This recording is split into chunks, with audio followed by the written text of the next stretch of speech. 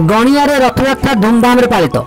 महाप्रभु श्री जगन्नाथंकर विश्व प्रसिद्ध रथयात्रा गणियारे धूमधाम पालित हो जाइछि। सकाळु चतुर्धा मूर्तिंकर नवजगन दर्शन देखा प्रबल जनसमागम होता। अपराह्न गणिया जगन्नाथ मंदिर परिसर में चतुर्धा मूर्ति को पहंडी कर रथारूढ़ कर घंट घंटा संकीर्तन उत्सव मुखर हो पड़ा मंदिर परिसर। पूजा पंडा माने जन जन कर चतुर्धा मूर्ति को पहंडी करने पर राजा प्रतिनिधि गुरुचरण दास रथरे पहुंची छेरा पहरा करते। रथरे तीन रथों पूजार्चना पर रथटଣା कार्य आरंभ होता।